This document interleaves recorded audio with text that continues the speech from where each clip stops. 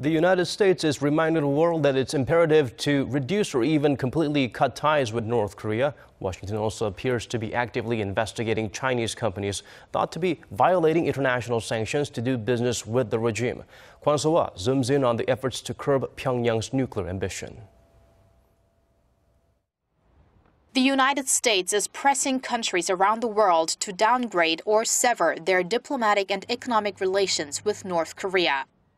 Speaking at a U.S. Senate committee hearing in Washington on Wednesday, Assistant Secretary of State for East Asian and Pacific Affairs Daniel Russel said U.S. embassies are urging other countries to condemn North Korea's recent nuclear test and take additional actions to pressure the regime. Asked about what South Korea thinks of Washington's strategy, Seoul's foreign ministry said Thursday that the government has been working closely with the U.S. on sending a strong message to North Korea.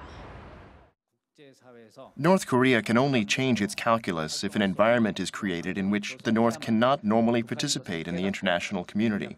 That's why South Korea and the U.S. are to use all possible methods of pressure.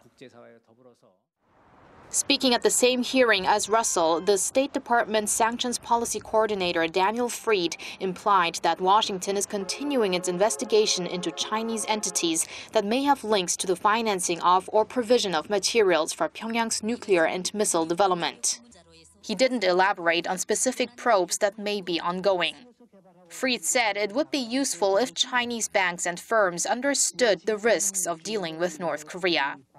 He also mentioned the U.S. is looking into North Korea's coal trade and the country's state airline Air Koryo, as it has curtailed the carrier's activities and restricted its ability. Earlier this week, Washington put Dandong Hongxiang Industrial Development Company and 4 of its officials on a blacklist for acting against sanctions on North Korea, as it allegedly assisted North Korea's weapons program. It marked the first time the U.S. slapped sanctions on a Chinese company. Kwon Soa, Arirang News.